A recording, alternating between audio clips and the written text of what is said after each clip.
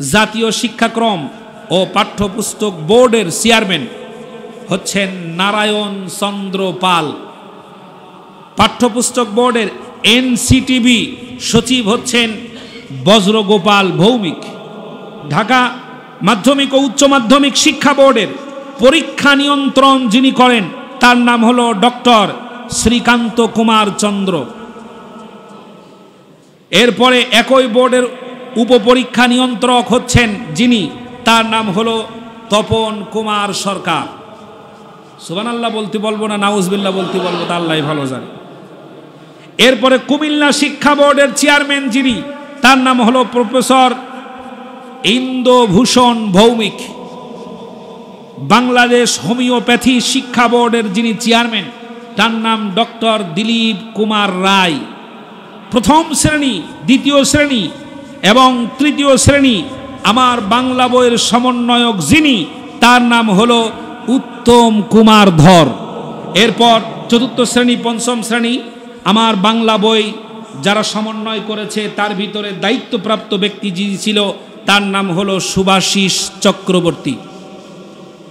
হিন্দুত্ববাদ শিখানোর সকল পাঁয়তারা করে ফেলেছিল ডাইনি খুনি হাসিনা। বাংলা ব্যাকরণ অনির্মিত ষষ্ঠ শ্রেণীর প্রধান সমন্বয়ক যে ছিল, যাকে চাকরি দেওয়া হয়েছিল গৌরাঙ্গ লাল সরকার। পাঠ্যপুস্তক বোর্ডের অধিকাংশ বইয়ের ছবি এবং অঙ্কনকারী যিনি বিভিন্ন ছবি, সেই ছবি যে তৈরি করেছে তার নাম হলো সুদর্শন বাসার। এও হিন্দু। এই জন্য দেখা গেল দাখিল মাদ্রাসা, এই মাদ্রাসার বইয়ের ভিতরে ছবি অঙ্কন করেছে ছাত্রদের নিজ দিয়ে দেশে আবার তাম্বুরা বেহালা নারিন্দা সারিন্দার ছবি, সেখানে নাচ শেখানো হচ্ছে।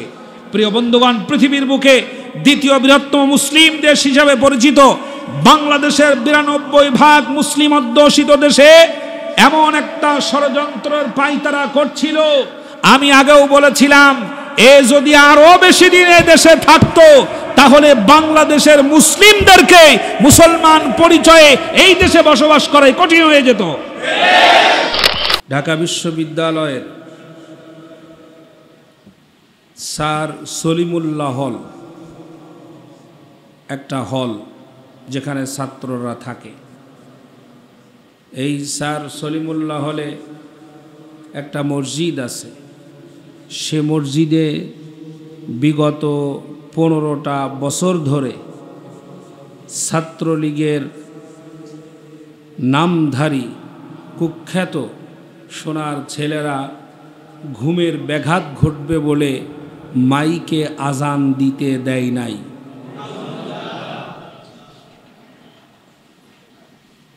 কি আশ্চর্য বিষয়! একটা হলে মসজিদ আছে, আপনাদের ফ্যাক্টরির ভিতরে মাইকে কি বলে সাউন্ড বক্সে নামাজ পড়েন না? আজান হয় না? আজানও হয়, নামাজও হয়। মুসলিম দেশ বসবাস করি আমরা 96 বা 92% মুসলমান। সেখানে একটা হলের মসজিদে মাইক খুলে নেওয়া হয়েছে। কেন?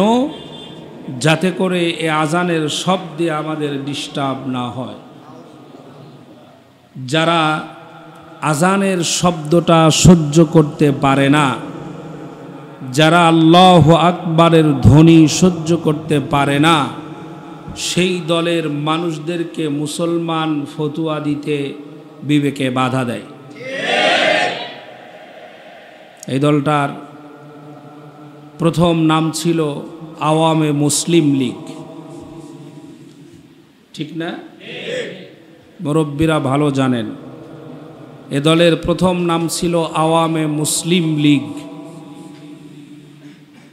ইসলাম এতটাই তাদের কাছে অসত্য, অপ্রিয়, তিক্ত যে তারা অতিমাত্রায় ধর্মনিরপেক্ষতা হওয়ার কারণে মুসলিম শব্দটি দল থেকে বাদ দিয়ে দিয়েছে। নাম হলো এখন আওয়ামী লীগ। আগে ছিল আওয়ামী মুসলিম লীগ। মুসলিম শব্দটা বাদ দিয়ে নাম করলো আওয়ামী লীগ। যখন আওয়ামী মুসলিম লীগ ছিল তখন তাদের দলীয় স্লোগান ছিল নারায়ে তাকবীর, আল্লাহু আকবার। এটা তারা দিত। যখন মুসলিম শব্দটা বাদ দিল তখন তাদের দলীয় স্লোগান চেঞ্জ হয়ে গেল জয় বাংলা। এবং ক্ষমতায় আসার পরে নজরুল ইসলাম কলেজ থেকে ইসলাম শব্দ বাদ দিয়ে নজরুল কলেজ করেছিল তারা। যেখানে ইসলাম শব্দ সেখানেই অসুবিধা। কেন জানি অঘোষিতভাবে মনে হয়েছিল যে ইসলাম শব্দটার সাথেই তাদের সবচাইতে বড় শত্রুতা। যারা ইসলামকে সহ্য করতে পারে না, যারা তাকবীর শব্দগুলোকে সহ্য করতে পারে নাই, যারা আল্লাহ সুবহানাহু ওয়া তাআলার একটি নাম সহ্য করতে পারে নাই, তাদেরকে মুসলিম শব্দ দিয়ে আখ্যায়িত করা বা মুসলমান ভাবা এটার কোনো সুযোগ আছে বলে আমার মনে হয় না। প্রিয় বন্ধুগণ, আল্লাহ তাআলা এ জাতি থেকে, এই সমস্ত লোক থেকে আমাদেরকে হেফাজত করেছেন। আল্লাহ তাআলা যেন ইসলাম বিদ্বেষী যে কোনো ধর্মের অধিকারী আপনি হতেই পারেন, কিন্তু কোনো ধর্মের উপরে আঘাত করার অধিকার আপনার নাই, ঠিক না? আপনি কি পূজা পার্বণে বাধা দিতে পারবেন? গির্জায় বাধা দিতে পারবেন? ওরা যখন তাদের ধর্মীয় অনুষ্ঠানাদি আচার পালন করবে সেখানে আপনার বাধা দেওয়ার কোনো সুযোগ নাই। ইসলাম এই সুযোগ আপনাকে দেয় নাই। আল্লাহ রব্বুল আলামিন নিজেই বলেছেন, লাকুম দীনুকুম ওয়ালিয়া দিন। ধর্ম যার যার ধর্ম সেই পালন করবে, এতে কোনো বাধা নাই। লা ইকরাহা ফিদ্দীন ক্বাদ তাবায়্যানা রুশদু মিনাল গাই ফামান ইয়াকফুর বিত-তাগুত ওয়া ইউমিন বিল্লাহি ফাকাদ ইসতামসাকা বিল উরওয়াতিল ওয়াথকা। যারা হিন্দু তারা তাদের ধর্ম পালন করবে, এ ব্যাপারে কোনো বাড়াবাড়ি নাই। মুসলিমরা তাদের ধর্ম পালন করবে। কেউ যদি নামাজ না পড়ে জোর করে তাকে পড়াতে হবে, এ ধরনের বাড়াবাড়ি করার কোনো প্রয়োজন নাই, কোনো প্রয়োজন নাই। বাড়াবাড়ি করতে আল্লাহ রব্বুল আলামিন নিষেধ করে দিয়েছেন, কিন্তু এরা এভাবেই বাড়াবাড়ি করেছে যে মুসলমানের ঘরে জন্মগ্রহণ করার পরে মসজিদের মাইক খুলে নিয়েছে ঘুমের ডিস্টার্ব হবে বলে। আল্লাহ তাআলা আমাদেরকে, আমাদের সন্তানদেরকে, এই সন্তানগুলো কিয়ামতের ময়দানে বাবা মার বিরুদ্ধে আল্লাহর কাছে অভিযোগ দায়ের করবে এবং জাহান্নামে না নেওয়া পর্যন্ত এরা বসে থাকবে না। প্রিয় বন্ধুগণ, দেশের বর্তমান কিছু মানুষ দখলদারিত্বে ব্যস্ত আছে, এ ব্যাপারে আপনাদের জানা কথা। প্রিয় দেশবাসী, বিগত সরকারের আমলে তথা বাংলাদেশ স্বাধীনের পর থেকে পর্যন্ত যে সকল রাজনৈতিক দলগুলো দেশ পরিচালনা করেছে, মনোযোগ দিবেন, দেশ পরিচালনা করেছে, তাদের প্রত্যেক দলের ভিতরেই কিছু বিষয় লক্ষ্য করা গিয়েছে। যে বিষয়গুলো আপনাদের জানা: দুর্নীতি, দখলদারিত্ব, আত্মীয়করণ, দলীয়করণ, নামকরণ, স্বজনপ্রীতি, জুলুম, নির্যাতন, অর্থ পাচার সহ লুটপাট, সন্ত্রাসী, বিভিন্ন অপরাধমূলক কর্মকাণ্ড সবার বেলায় উল্লেখযোগ্য পরিমাণে পরিলক্ষিত হয়েছে, ঠিক কিনা? বিগত 15টি বছর ধরে গোটা জাতির মাথার উপরে জুলুমের বিশাল পাহাড় চেপেছিল। ছাত্র জনতার মাধ্যমে সৃষ্ট আন্দোলনের গোটা দেশের আপামর জনসাধারণ এক হয়ে আবু সাঈদ মুগ্ধ সহ শত শত ছাত্র জনতার লাশ, এর বিনিময়ে হাজার আহত ছাত্র এখনো হাসপাতালের বেডে শুয়ে আছে, যন্ত্রণায় কাতরাচ্ছে। আল্লাহ রব্বুল আলামিন বিজয় দান করেছেন, বলেন আলহামদুলিল্লাহ। এই কঠিন পরিস্থিতিতে কিছু ক্ষমতালোভী, অর্থলোভী মানুষ বিভিন্ন জায়গা, ব্যবসা প্রতিষ্ঠান, দোকান ইত্যাদি দখলদারিতে ব্যস্ত হয়ে পড়েছে। কি লাভ হলো? কি লাভ হলো? এক জালিমকে সরায়ে অন্য জালিম মাথার উপরে চেপে বসবে, এই সুযোগ দিতে দেওয়া হবে না। এটার প্রতিহত করার শক্তি কি শেষ হয়ে গেছে না এখনো আছে? যদি প্রয়োজন হয় তাহলে সবাইকে একত্রিতভাবে আবার মাঠে নামতে হবে। জুলুম আর সহ্য করা হবে না। অথচ বিগত 15 বছরের ভিতরে সবচাইতে বেশি নির্যাতন করা হয়েছে বাংলাদেশ জামায়াতে ইসলামীর নেতা কর্মী এবং ওলামা ইকরামদের উপরে। মিথ্যা মামলা, হয়রানি, ফাঁসি, যাবজ্জীবন কারাদণ্ড, এমনকি সেই সময়ের স্বৈরাচার প্রধানমন্ত্রী শেখ হাসিনাকে শুধুমাত্র আপা বলে সম্বোধন করার কারণেও জেল খাটতে হয়েছে। শুধু বলেছিল আপা। আপা শব্দটা আমাদের দেশে চলে নাকি চলে না? প্রধানমন্ত্রীকে শুধুমাত্র আপা বলার কারণে জেল খাটতে হয়েছিল কুমারখালীর একজন ছেলেকে। দুর্নীতির বিরুদ্ধে কথা বলার কারণে চাকরি চলে গেছে, অন্যায়ের বিরুদ্ধে কথা বলার কারণে মামলা করা হয়েছে। ক্ষমতার দাপটে এই দলের নেতা কর্মীদের উপর সব রকমের অত্যাচার চালিয়েছে। শুধু তাই নয়, এই দলটির উপরে প্রত্যেকেই নির্যাতন করেছে বিভিন্নভাবে। সরকারের লালিত পালিত কিছু আলেম সমাজ বাংলাদেশ জামায়াত ইসলামের উপরে বিভিন্ন বাক্য এবং ফতোয়া প্রয়োগের মাধ্যমে নির্যাতন করেছে। সুন্নি ভাইয়েরা ফতোয়া দিয়েছে, তাবলিগের ভাইয়েরা ফতোয়া দিয়েছে, সরমনার ভাইয়েরা ফতোয়া দিয়েছে, আলে হাদিসের ভাইয়েরা ফতোয়া দিয়েছে, ফুরফুরার ভাইয়েরা ফতোয়া দিয়েছে, আটরশির পীর মুরিদেরা ফতোয়া দিয়েছে। এই দলটিকে নিষিদ্ধ করার জন্য এমন কোনো পন্থা নাই যা অবলম্বন করা হয় নাই। সর্বোপরি এই মাজলুম দলের আমিরের পর আমির শহীদ করে দেওয়া হয়েছে, জেলে যেতে হয়েছে, ফাঁসির রশিতে ঝোলানো হয়েছে। বিভিন্ন পর্যায়ের নেতা কর্মীদের মামলা, হামলা, ক্রস ফায়ারের শিকার হতে হয়েছে। যেই দলের অস্তিত্বই থাকার কথা ছিল না, সেই দল এখনো তার আদর্শের উপরে টিকে আছে। আল্লাহ পাক যেন কবুল করেন, বলেন আমিন। বরং বলা যেতে পারে আগের চেয়ে আরও শক্তিশালী এবং জনপ্রিয় হয়ে উঠেছে মানুষের কাছে। আওয়ামী লীগের নিপীড়ন নির্যাতন দলটিতে যত জনপ্রিয় করেছে, আগে তা কখনোই ছিল না। স্বয়ং আওয়ামী লীগের অনেক নেতারাই বলেছে বাংলাদেশ জামায়াতে ইসলামীকে ধ্বংস করা সম্ভব নয়। আওয়ামী লীগ অথবা বিএনপি অথবা অন্যান্য দল এ ধরনের নিপীড়নের শিকার হলে হয়তো তাদের কোনো অস্তিত্বই খুঁজে পাওয়া যেত না।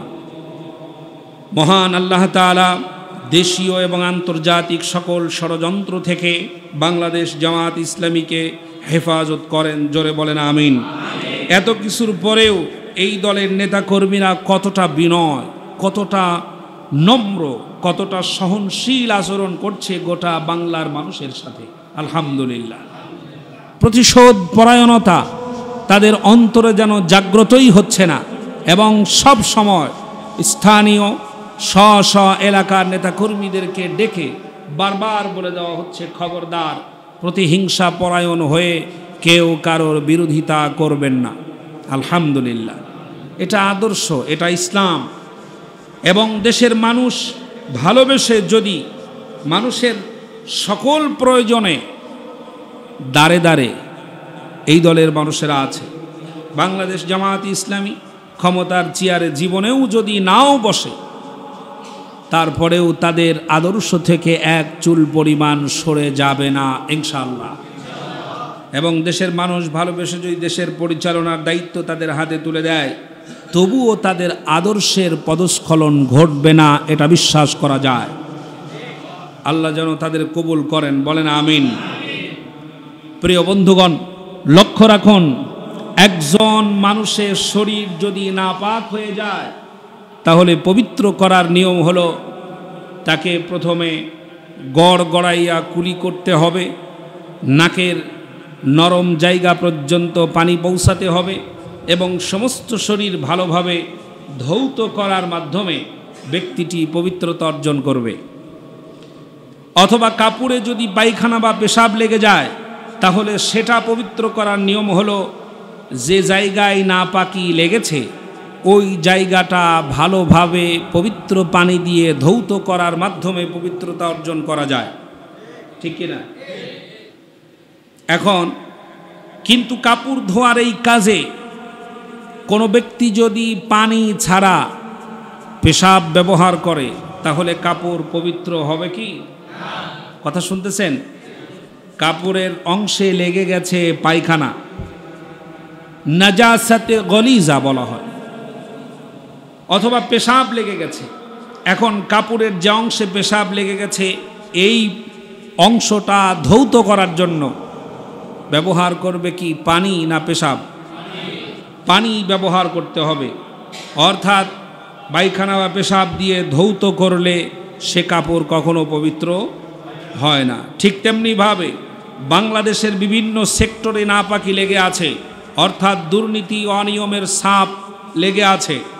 ব্যাংকগুলোতে দুর্নীতির ছাপ লেগে আছে, প্রত্যেকটি থানায় থানায় দুর্নীতির ছাপ লেগে আছে, প্রত্যেকটি ইউনিয়নে দুর্নীতির ছাপ লেগে আছে, প্রত্যেকটি জেলায় দুর্নীতির ছাপ লেগে আছে, বিশ্ববিদ্যালয়গুলোতে দুর্নীতির ছাপ লেগে আছে, বিভিন্ন মন্ত্রণালয়ে দুর্নীতির ছাপ লেগে আছে। দেশের প্রত্যেকটি অঙ্গনে, প্রত্যেকটি জায়গায়, প্রত্যেকটি প্রতিষ্ঠানে এভাবে করে বিভিন্ন অনিয়ম, অনিরাপত্তা, অগ্রহণযোগ্যতা, সুদ, ঘুষের নাপাকির ছাপ এখনো লেগে আছে, ঠিক কিনা?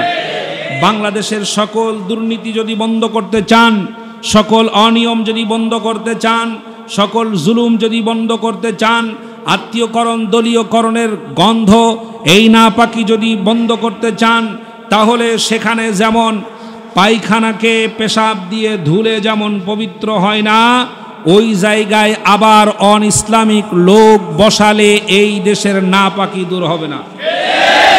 বাংলাদেশের সকল জায়গা থেকে যদি নাপাকি দূর করে, অন্যায় দূর করে, সুদ, ঘুষ, জিনা, ব্যভিচারের রাস্তা চিরতরে বন্ধ করে পূর্ণ পবিত্রতা অর্জন করতে চান, তাহলে আল্লাহর আইন দিয়েই সংবিধান হওয়া লাগবে।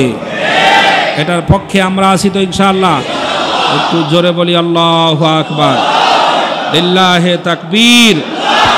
আল্লাহ যেন কবুল করেন, জোরে বলেন আমিন। প্রিয় বন্ধুগণ, তাহলে পায়খানাকে পেশাব দিয়ে ধুলে যেমন পাক হয় না, ঠিক তেমনিভাবে অনিসলামিক লোক যদি আবার ক্ষমতায় বসে তাহলে তারাও হতে পারে আবার মসজিদের মাইক খুলে নিয়ে যেতে পারে। সাপ ছোট হোক আর বড় হোক, বিষ কিন্তু একই, বিষ কিন্তু একই। প্রিয় বন্ধুগণ, আল্লাহ জাতিকে হেফাজত করেন, জোরে বলেন আমিন। লক্ষ্য করুন, আমাদের দেশে আরেকটি বিষয় নিয়ে গুঞ্জন তৈরি হয়েছে, সেটার নাম হলো জাতীয় সঙ্গীত, ঠিক না?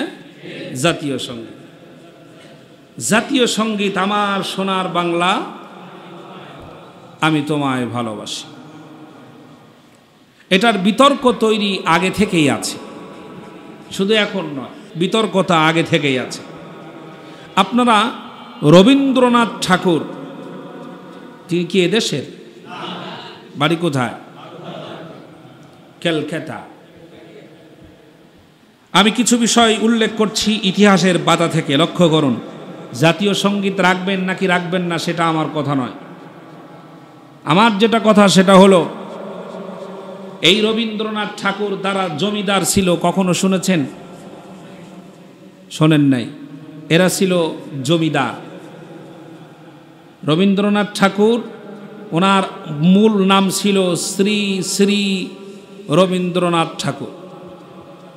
আগে শ্রী শ্রী লাগানো হতো, পরবর্তীতে এই শব্দটি বের করে দিয়ে শুধুমাত্র কবি রবীন্দ্রনাথ ঠাকুর লাগানো ছিল। প্রিয় ভাইরা, এই পরিবারটা ছিল জমিদার, এবং যারা জমিদার ছিল তাদের ভিতরে 100-র মধ্যে 99 জন জমিদারই ছিল অত্যাচারী, এবং এই ব্যক্তিও ছিল অত্যাচারী। রবীন্দ্রনাথ ঠাকুর ছিল একজন অত্যাচারী জমিদার এবং ব্রিটিশদের চূড়ান্ত পর্যায়ের একটা দালাল। ব্রিটিশদের দালাল ছিল, মুসলিম বিদ্বেষী ছিল, মুসলিমদেরকে কখনোই সে ভালোবাসেনি, সহ্য করতে পারেনি। কথা শুনতেছেন? এরপর ঢাকা বিশ্ববিদ্যালয় তৈরি হওয়ার সময় সবচাইতে বেশি বিরোধিতা যে ব্যক্তি করেছে তার নাম হলো শ্রী রবীন্দ্রনাথ ঠাকুর। ঢাকা বিশ্ববিদ্যালয় সবচাইতে, এই বিশ্ববিদ্যালয় তৈরি হওয়ার পিছনে যত বিরোধিতা আছে সবচাইতে বেশি বিরোধিতা করেছে সে, এবং এই বিরোধিতা করতে গিয়ে ব্রিটিশদের সহযোগিতাও সে কামনা করেছে।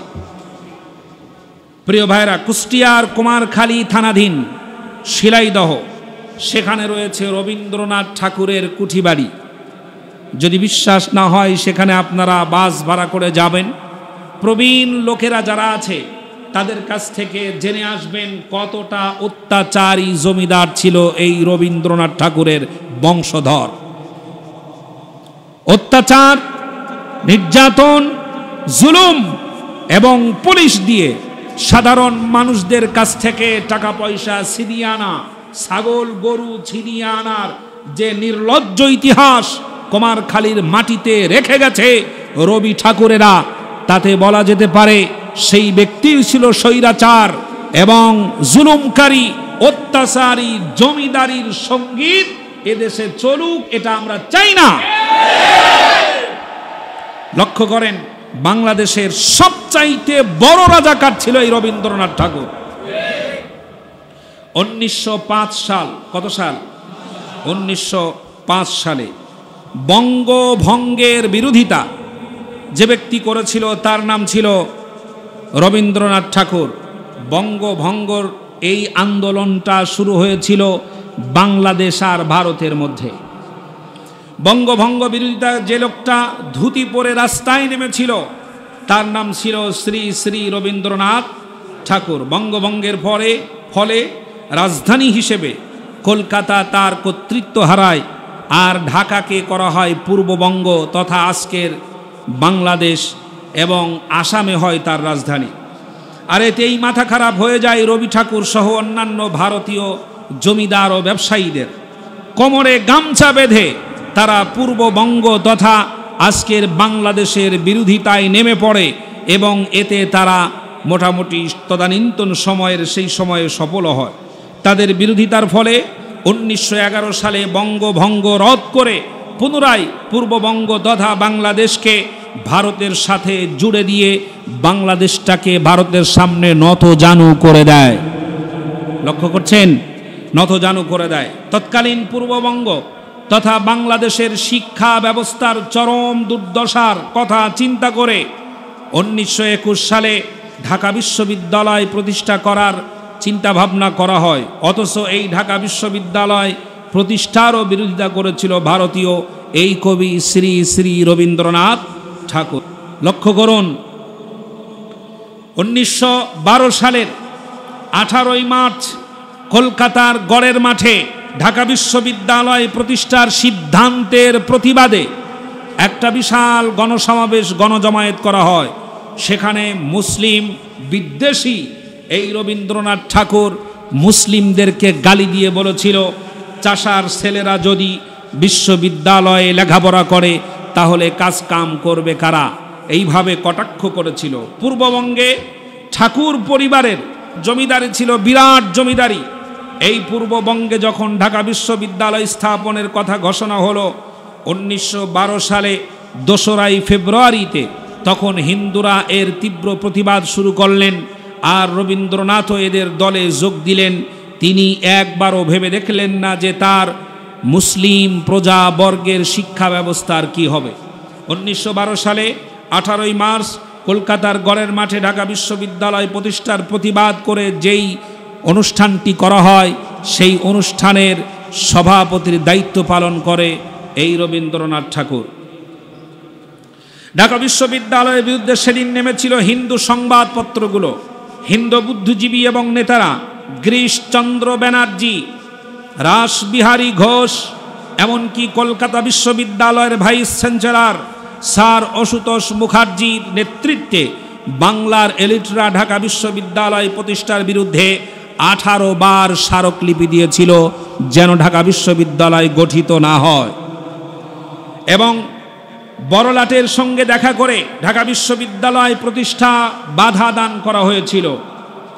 এসব করার পরও ঢাকা বিশ্ববিদ্যালয় স্থাপিত হলো, তবুও বিরোধিতা এবং ঘৃণা অব্যাহত রাখল রবীন্দ্রনাথ ঠাকুর। দীর্ঘদিন ধরে ঢাকা বিশ্ববিদ্যালয়কে মক্কা বিশ্ববিদ্যালয় বলে গালি দিত।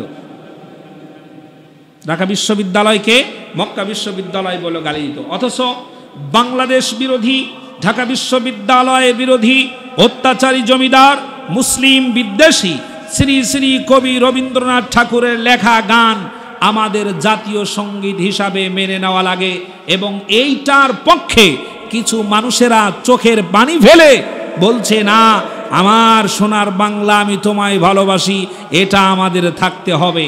যারা এটার ব্যাপারে মায়া কান্না শুরু করেছে, বাংলাদেশে থাকার দরকার নাই, ভারতে চলে যান। রবীন্দ্রনাথ ঠাকুরের এদেশ নয়, এদেশ সূর্য সেনের নয়, এটা গৌর গোবিন্দর নয়, একথা ভালো করে মনে রাখতে হবে। প্রিয় বন্ধুগণ, রবীন্দ্রনাথ ঠাকুরকে যতটা প্রায়োরিটি দেওয়া হয়েছে এই সরকারের আমলে, আমার দেশের জাতীয় কবি, মুসলিমদের কবি, হৃদয়ের গভীরের কবি নজরুল ইসলামকে কতটা সম্মান দেওয়া হয় না। আপনি ইতিহাস পড়লে আরো জানতে পারবেন, পৃথিবীর ভিতরে সবচাইতে তদানীন্তন সময়ের বিশ্রী রকমের পতিতা ব্যবসায়ীর লিডার ছিল এই কবি রবীন্দ্রনাথ ঠাকুর। প্রিয় বন্ধুগণ, সুতরাং কি রাখবেন আর কি রাখবেন না সে বিষয়ে মিছিল করার আগে, মিটিং করার আগে, সেটার ব্যাপারে আন্দোলন করার আগে তা ভালো মতো করে জেনে আর বুঝে চিন্তা ভাবনার মাধ্যমেই করা লাগবে। প্রিয় বন্ধুগণ, তার জীবন শুরু হয়েছিল, আমাদের আরেকজন কবি আছে, কবির নাম হলো কবি কাজী নজরুল ইসলাম। আপনি দেখেন বাংলাদেশে রবীন্দ্র সঙ্গীতের যেই কদর আছে, নজরুল সঙ্গীতের সেই কদর কিন্তু এখন আর নাই। আছে, কারণ নজরুল ইসলামের কবিতা যদি শেখানো হয়, জানানো হয়, পড়ানো হয়, তাহলে দেশ মৌলবাদ হয়ে যাবে, দেশ মৌলবাদ হয়ে যাবে। প্রিয় বন্ধুগণ, আমাদের কবি কাজী নজরুল ইসলাম, তার জীবন শুরু হয়েছিল সাধারণ পরিবেশে। স্কুলের গণ্ডি পার হওয়ার আগেই 1917 সালে তিনি ব্রিটিশ ভারতীয় সেনাবাহিনীতে যোগ দিয়েছিলেন। মুসলিম পরিবারের সন্তান এবং শৈশবে ইসলাম শিক্ষায় তিনি শিক্ষিত হন। সুবহানাল্লাহ। মক্তবে গিয়ে, নাম ছিল দুখু মিয়া, কি ছিল নাম ছিল দুখু মিয়া। মক্তবে গিয়ে তিনি উস্তাদের কাছে আলিফ বা তা থা ইসলামের এই শিক্ষা তিনি অর্জন করেছিলেন। একই সঙ্গে তার মধ্যে বিকশিত হয়েছিল একটি বিদ্রোহী সত্তা। 1922 সালে ব্রিটিশ সরকার তাকে রাজদ্রোহিতার অপরাধে কারাবন্দী করেছিল। একজন ব্রিটিশরা কারাবন্দী করে একজনকে, আর একজন ব্রিটিশদের দালালি করে। তিনি ব্রিটিশ সাম্রাজ্যের অধীনে অবিভক্ত ভারতের বিদ্রোহী কবি হিসেবে পরিচিত হয়েছিলেন। কাজী নজরুল ইসলামের কাছে ইসলামের মর্যাদা ছিল অপরিসীম, মুসলিমদের মর্যাদা আর মান ছিল অবর্ণনীয় সম্মান তিনি দিয়েছেন। তিনি লিখে গেছেন বেশ কিছু গণজাগরণ এবং রক্তের ভিতরে আন্দোলন এবং বিদ্রোহের আগুন জ্বালাবার মতো কিছু কবিতা এবং গান, যেগুলো লিখে গিয়েছেন। তিনি লিখেছেন, বাজিছে দামামা বাদরে আমামা, শির উঁচু করি মুসলমান, দাওয়াত এসেছে নয়া জামানার, ভাঙ্গা কেল্লায় ওড়ে নেশান, মুখেতে কালেমা হাতে তলোয়ার, বুকে ইসলামী জোশ দুর্বার, হৃদয় লইয়া এশকো আল্লাহর, চল আগে চল বাজে বিশান। সুবহানাল্লাহ। সমস্ত প্রশংসা শুধুমাত্র তার, সকল এবাদতের যিনি একক হকদার। নজরুলের কবিতা। সমস্ত প্রশংসা শুধুমাত্র তার, সকল এবাদতের যিনি একক হকদার, আরশের অধিপতির মালিক মহান, তার ভয়ে কম্পমান জমিন এবং আসমান। বড় বড় রাজা বাদশাহ তাকে করে ভয়, মুমিনের অন্তরে তার ভালোবাসা রয়। সুবহানাল্লাহ। কবি নজরুল লিখেছে, মানব জাতিকে আল্লাহ করলেন শ্রেষ্ঠ এক কিতাব দান, পথহারাদের পথের দিশারি মহাগ্রন্থ আল কোরআন। নজরুলের কবিতা। সূরা সংখ্যা 114, আয়াত 6066। সিজদা হলো 14টি আর মঞ্জিল আছে 7টি। 86টি মাক্কি সূরা, 28টি সূরা মাদানী, 30 পারায় বিভক্ততা অন্তর করে নুরানি। সর্বকালের শ্রেষ্ঠ কাব্য গ্রন্থ বলে স্বীকৃত, বিজ্ঞানময় কোরআন এটি জীবন করে দেয় আলোকিত। সৃষ্টিকর্তার নির্ধারিত নির্ভুল এক জীবন বিধান, সর্বশেষ ও চূড়ান্ত এই মানবতার সর্বকালের সর্বযুগের শ্রেষ্ঠ সংবিধান। সুবহানাল্লাহ। এগুলো কাজী নজরুলের লেখা। ওরা পরিকল্পনা করেই নজরুলকে খাটো করে রাখার পিছনে কারণ এটাই, তারা অন্ততপক্ষে যারা নজরুল ইসলাম কলেজ থেকে ইসলাম শব্দ বাদ দিয়ে বন্ধ করে নজরুল কলেজ করতে চায়, তারা যে নজরুলের কবিতা ভালো লাগবে না এটা নিশ্চিত। আপনি খোঁজ নিয়ে দেখবেন, এখনো যারা মায়া কান্না করছে এদের রক্তের গ্রুপ আলাদা, ঠিক না? এদের রক্তের গ্রুপ আলাদা। বাংলাদেশের যারা এখনো এগুলো নিয়ে কান্নাকাটি করছে, আল্লাহ পাক তাদেরকে বুঝার তৌফিক দান করেন, বলেন আমিন।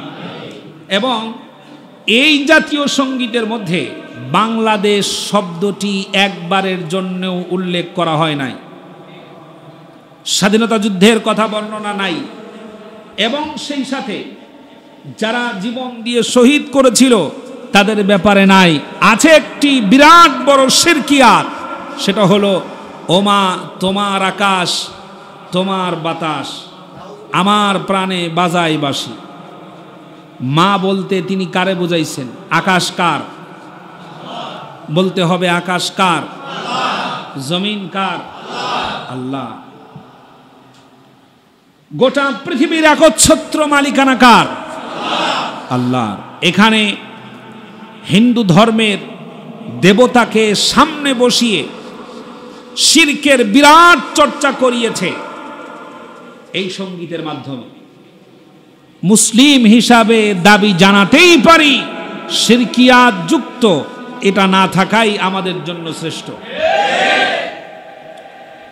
সম্মানিত হাজিরিন, আরেকটি শেষ কথা হলো, বাংলাদেশে গাদ্দার মার্কা কিছু মানুষ এখনো আছে এবং ভবিষ্যতেও থাকবে। তাদের মধ্যে আমি গত জুমায় বলেছিলাম 5 শ্রেণীর মানুষ দেশটাকে, সমাজকে, পরিবারকে নষ্ট করে দেয়। তার ভিতরে একটা শ্রেণী হলো তারা যারা চাটুকার আলেম। মনে আছে কি? চাটুকার আলেম। এই চাটুকার আলেম তাদের রং কিন্তু বর্তমান বদলাই গেছে।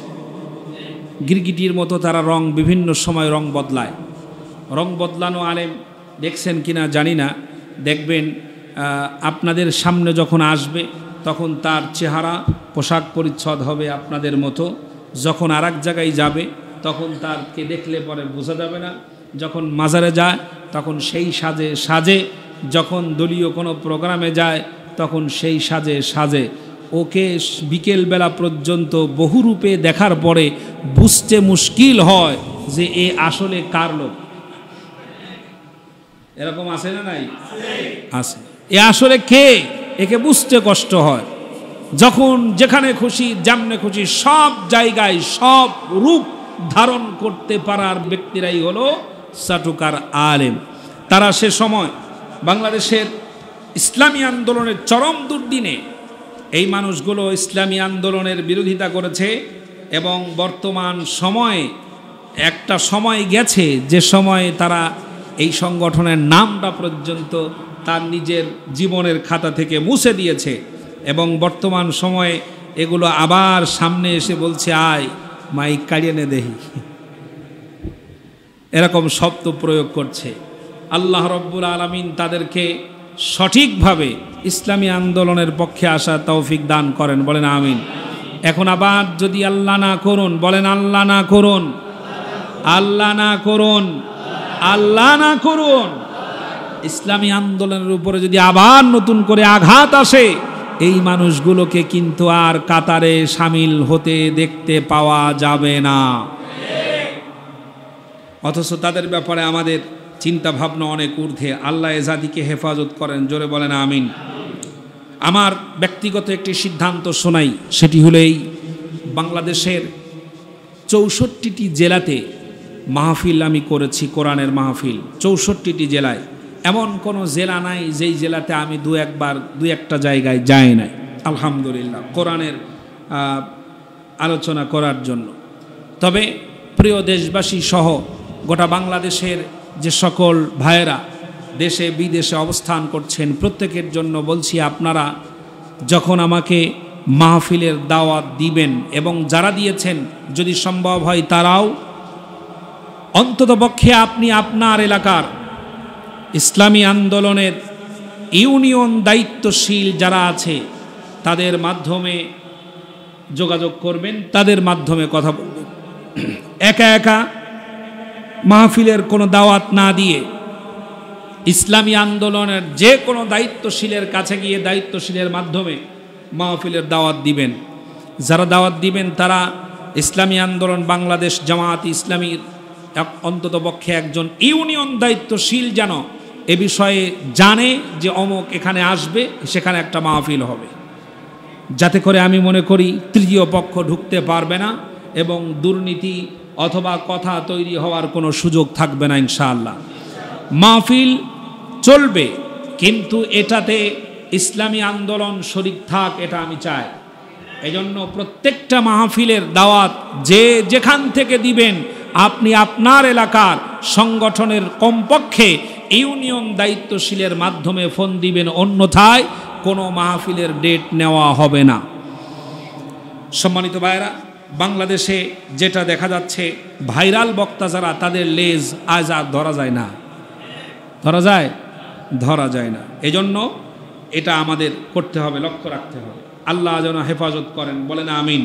তাহলে আমাকে মাহফিলের দাওয়াত দিতে হলে, যেহেতু রেকর্ড হচ্ছে, এটা প্রচার হয়ে যাবে, এজন্য গোটা বাংলাদেশের মানুষকে বলবো, আমি মাওলানা ইসলাম উদ্দিন জিহাদি, আমাকে মাহফিলের দাওয়াত দিতে হলে আপনার এলাকার সংশ্লিষ্ট ইসলামী আন্দোলনের যে কোনো দায়িত্বশীলের মাধ্যমে দাওয়াত দিতে হবে, অন্যথায় কোনো মাহফিল রাখা হবে না। আল্লাহ ইসলামী আন্দোলনকে কবুল করেন, বলেন আমিন। লক্ষ্য করুন আরেকটি কথা, কাদের হাত থেকে আল্লাহ পাক আমাদেরকে বাঁচিয়েছেন, কথা শুনতেছেন? স্কুলের পাঠ্যপুস্তকে অনেকগুলো ইসলামী বিষয় বাদ দেওয়া হয়েছে এবং তার স্থানে হিন্দু দেবদেবীর কথা, পাঁঠাবলি ইত্যাদি অন্তর্ভুক্ত করা হয়েছে। চিন্তা যদি মাথায় এখনো না আসে, আবার কবে আসবে তা আল্লাহই ভালো জানে। লক্ষ্য করুন, পাঠ্যপুস্তকে বাংলা বই থেকে যা বাদ দেওয়া হয়েছে, দ্বিতীয় শ্রেণীতে বাদ দেওয়া হয়েছে সবাই মিলে করি কাজ শিরোনামে বিশ্বনবী জনাবি মুহাম্মদুর রাসূলুল্লাহ সাল্লাল্লাহু আলাইহি ওয়াসাল্লামের সংক্ষিপ্ত জীবনী সেখান থেকে তুলে দেওয়া হয়েছে। তৃতীয় শ্রেণীতে বাদ দেওয়া হয়েছে খলিফা হযরত আবু বকর সিদ্দিক রাদিয়াল্লাহু তাআলা আনহু শিরোনামে একটি সংক্ষিপ্ত জীবন চরিত্র তুলে দেওয়া হয়েছে। চতুর্থ শ্রেণীতে খলিফা হযরত ওমরের সংক্ষিপ্ত জীবনী রচিত জীবন চরিত্র বাদ দেওয়া হয়েছে। পঞ্চম শ্রেণীতে বিদায় হজের ভাষণ, আমরা স্কুলে পড়েছিলাম, মনে আছে? বিদায় হজের ভাষণ নামক নবীজি সাল্লাল্লাহু আলাইহি ওয়াসাল্লামের এই মহান কথাগুলোকে পঞ্চম শ্রেণীর ক্লাস থেকে বাদ দিয়ে দেওয়া হয়েছে। পঞ্চম শ্রেণীতে আরও বাদ দেওয়া হয়েছে কাজী কাদের নওয়াজের লিখিত শিক্ষা গুরুর মর্যাদা, পড়ছিলেন না? শিক্ষা গুরুর মর্যাদা নামক একটি কবিতা, যাতে বাদশাহ আলমগীরের মহত্ব বর্ণনা উঠে এসেছে এবং শিক্ষক ও ছাত্রের মধ্যে আদব কেমন হওয়া উচিত তা বর্ণনা করা হয়েছে। এই কবিতাটাও বাদ দিয়ে দেওয়া হয়েছে। পঞ্চম শ্রেণীতে শহীদ তিতুমির নামক একটি জীবন চরিত্র বাদ দেওয়া হয়েছে। প্রবন্ধটিতে মুসলিম নেতা শহীদ তিতুমীরের ব্রিটিশদের বিরুদ্ধে স্বাধীনতার জন্য সংগ্রামের বিবরণ উল্লেখ করা ছিল। ষষ্ঠ শ্রেণীতে ডক্টর মোহাম্মদ শহীদুল্লাহ পড়ছেন না? ডক্টর মোহাম্মদ শহীদুল্লাহ লিখিত সততার পুরস্কার নামক একটি ধর্মীয় শিক্ষা ঘটনা বাদ দেওয়া হয়েছে। ষষ্ঠ শ্রেণীতে মুসলিম দেশ ভ্রমণ কাহিনী, নীলনদ আর পিরামিডের দেশ নামক মিশর ভ্রমণের উপর লেখাটি বাদ দেওয়া হয়েছে। ষষ্ঠ শ্রেণীতে মুসলিম সাহিত্যিক কাইকোবাদের লেখা প্রার্থনা নামক কবিতাটি বাদ দিয়ে দেওয়া হয়েছে। সপ্তম শ্রেণীতে বাদ দেওয়া হয়েছে মরু ভাস্কর নামক শেষ নবীর সংক্ষিপ্ত জীবনী। অষ্টম শ্রেণীতে বাদ দেওয়া হয়েছে বাবরের মহত্ব নামক কবিতাটি। অষ্টম শ্রেণীতে আরও বাদ দেওয়া হয়েছে বেগম সুফিয়া কামালের লেখা প্রার্থনা কবিতাটি। নবম দশম শ্রেণী সর্বপ্রথম বাদ দেওয়া হয়েছে মধ্যযুগের বাংলা কবি শাহ মোহাম্মদ সগীরের লেখা বন্দনা নামক ইসলামী ধর্মভিত্তিক কবিতাটি বাদ দেওয়া হয়েছে। নবম দশম শ্রেণী এরপর বাদ দেওয়া হয়েছে মধ্যযুগের মুসলিম কবি আলাওয়াল এর ধর্মভিত্তিক হামদ নামক একটি কবিতা ছিল, এটাও বাদ দেওয়া হয়েছে। নবম দশম শ্রেণীতে আরও বাদ দেওয়া হয়েছে মধ্যযুগের মুসলিম কবি আব্দুল হাকিমের লেখা বঙ্গবাণী কবিতা। নবম দশম শ্রেণীতে বাদ দেওয়া হয়েছে শিক্ষণীয় লেখা জীবন বিনিময় কবিতাটি মুঘল বাদশাহ বাবর ও তার পুত্র হুমায়ুনকে নিয়ে লেখা। নবম দশম শ্রেণীতে বাদ দেওয়া হয়েছে কাজী নজরুল ইসলামের লেখা বিখ্যাত কবি ওমর ফারুক কবিতাটি বাদ দেওয়া হয়েছে। উপরের এতগুলো কবিতা, এতগুলো প্রবন্ধ স্কুল থেকে বাদ দেওয়া হয়েছে। উপরের বিষয়গুলো বাদ দিয়ে নতুন পাঠ্য বইয়ে যে বিষয়গুলো ঢুকানো হয়েছে লক্ষ্য করেন। পঞ্চম শ্রেণী স্বঘোষিত নাস্তিক হুমায়ুন আজাদ লিখিত বই নামক একটি কবিতা, যা মূলত মুসলমানদের ধর্মীয় গ্রন্থ পবিত্র কোরআনুল কারীমের সম্পূর্ণ বিরোধিতা, এই কবিতা সেখানে সন্নিবেশিত করা হয়েছে।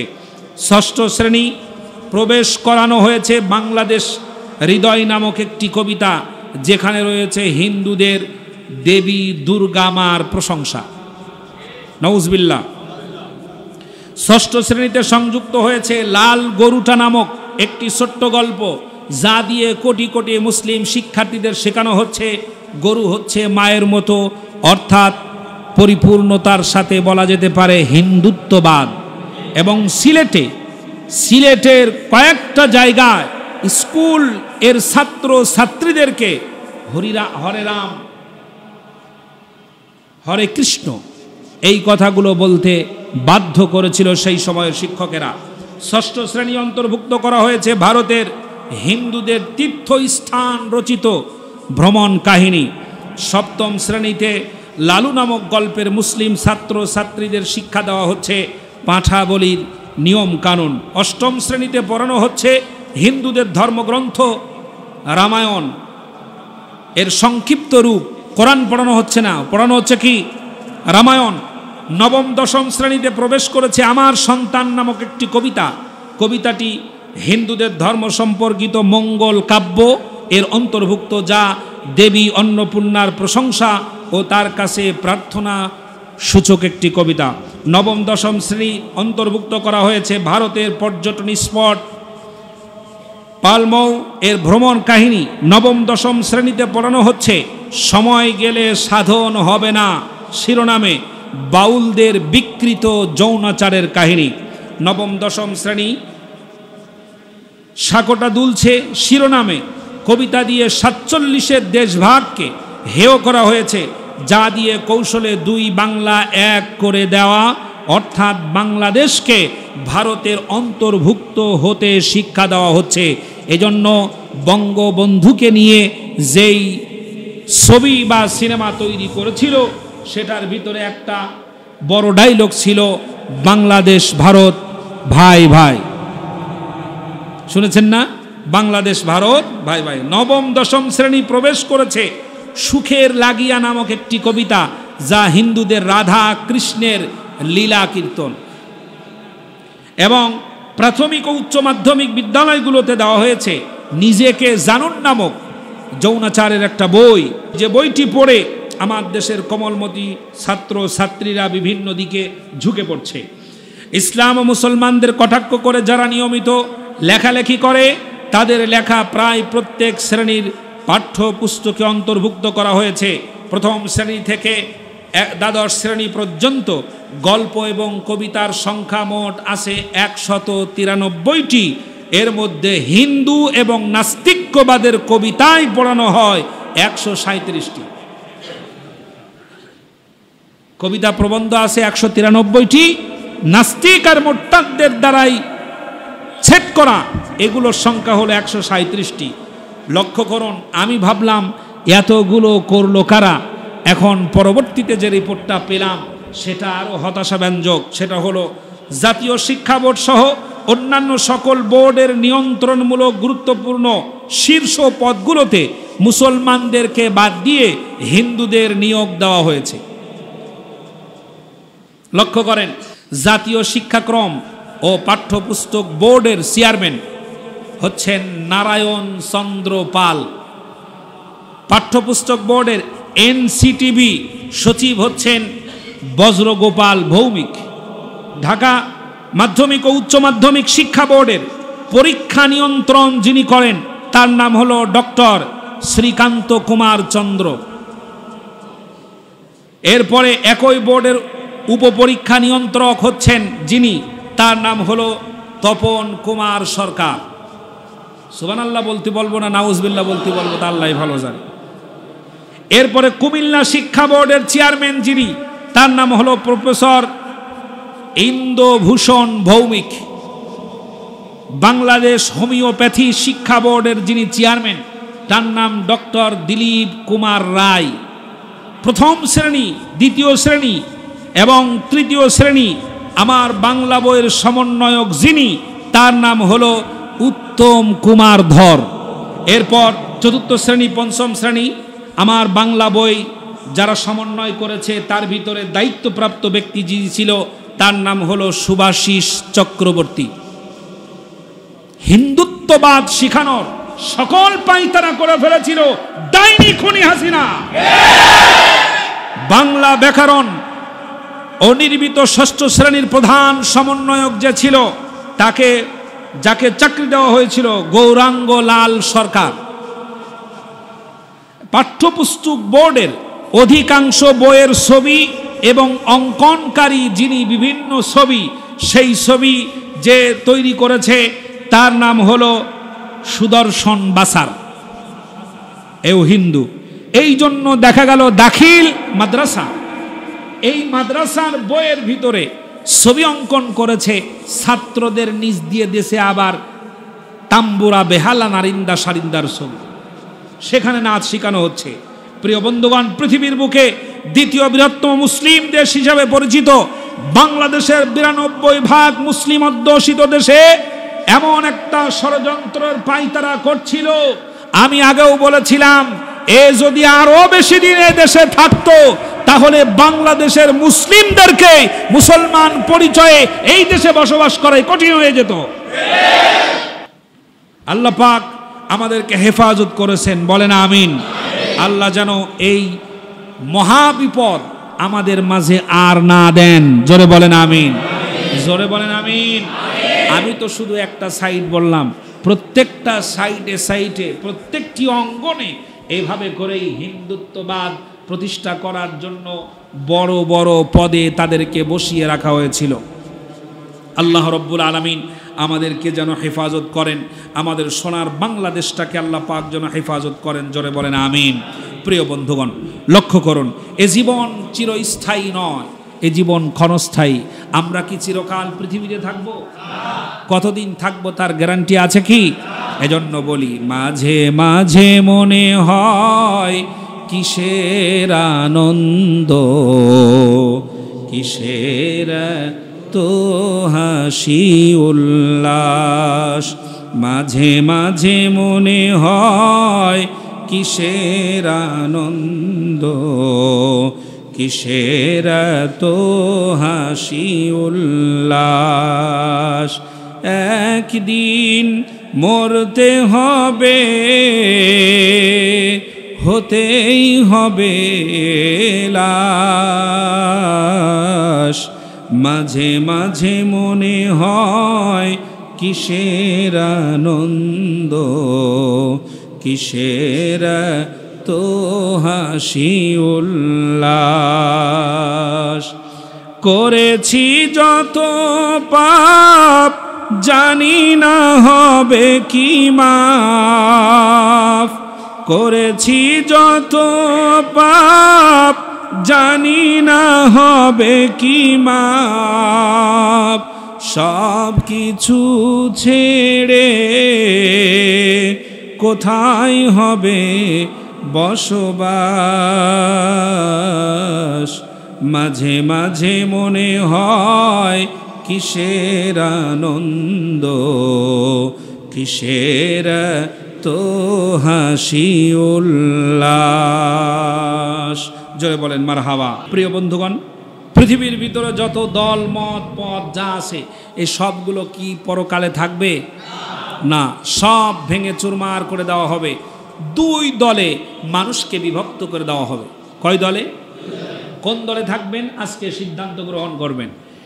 আল্লাহ রাব্বুল আলামিন বলেন, ফারিকুন ফিল জান্নাতি ওয়া ফারিকুন ফিস সাঈর।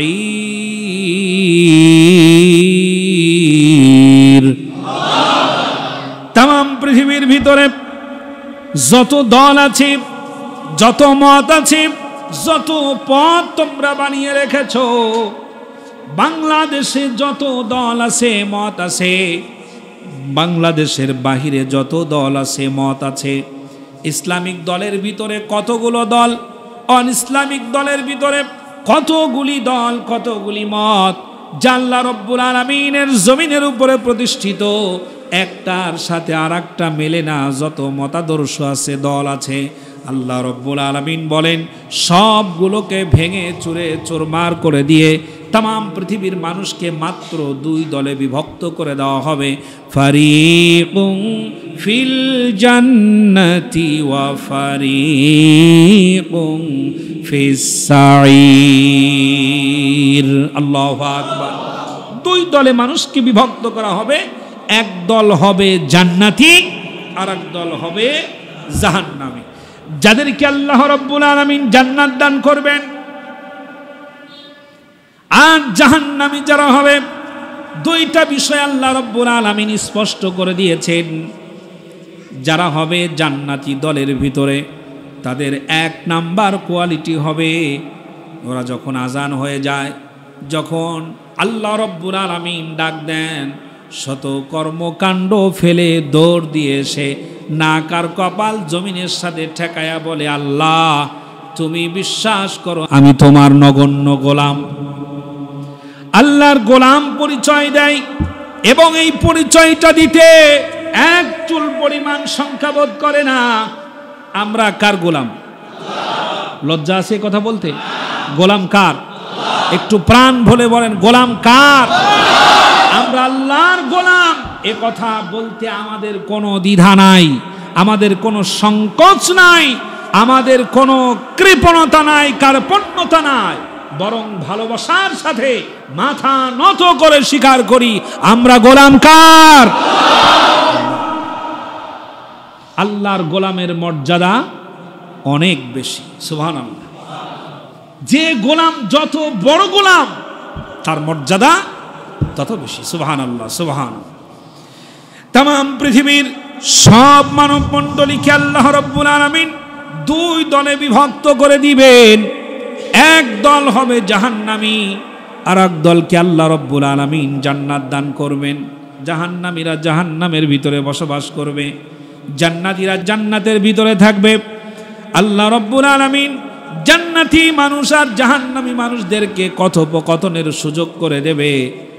জাহান্নামীরা জান্নাতীদের দিকে তাকায়া তাকায়া দেখবে, জান্নাতীরাও জাহান্নামীদের দিকে তাকাবে। যখন জান্নাতীরা জাহান্নামের চরম দুর্দশার দিকে তাকাবে, ওই সময় জান্নাতীদের অন্তরে আরো প্রশান্তি অনুভব হবে। জোরে বলেন সুবহানাল্লাহ। জাহান্নামীরা যখন জান্নাতীদের দিকে তাকাবে, সেই সময় তাকানোর পরে তাদের মনের যন্ত্রণা আরো বেড়ে যাবে।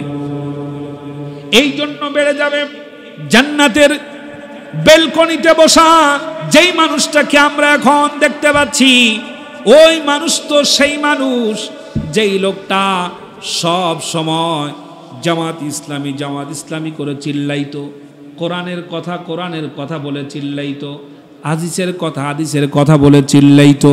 আমার তো মনে হয় আপনি পছন্দ করেন আর না করেন, বাংলাদেশে জিন্দা অলি ঘুরে বেড়াচ্ছে যার নাম ডাক্তার শফিকুর রহমান। ওই সময় দেখার পরে মনে হবে যেই মানুষগুলোকে আমরা পর্যদস্ত করেছি, যেই মানুষগুলোকে লাঞ্ছিত করেছি, যে মানুষগুলোকে অপমানিত করেছি, যেই মানুষগুলোকে সব চাইতে দেশের জন্য ভয়ঙ্কর মনে করেছি, যেই মানুষগুলোকে আমরা দাম দেই নাই, মূল্য দেই নাই, ওই মানুষগুলো ইসলামের উপরে থাকার কারণে আজ জান্নাতের বেলকনির উপরে বসে আছে। ডাক দিয়ে জিজ্ঞেস করবে, বলো না ভাই কি কারণে তোমরা জাহান্নামের ভিতরে গিয়েছো? তোমার সাথে আমার ব্যবসা ছিল একসাথে, তোমার বাড়ি আমার বাড়ি পাশাপাশি ছিল, একই মহল্লায় বসবাস করতাম, একই ফ্যাক্টরির চাকরি করতাম, একই ফ্লোরের ভিতরে আমাদের আসা যাওয়া চলাফেরা ছিল, তুমি জান্নাতের ভিতরে কেমনে গেলে? জান্নাতীরা বলবে, তুমি বলো জাহান্নামের মধ্যে কেমনে তোমরা গিয়েছো? জান্নাতীদের করা প্রশ্নের জবাবে জাহান্নামীরা এক নাম্বার উত্তর দিয়ে বলবে, ক্বালু লাম নাকু মিনাল মুসাল্লিন।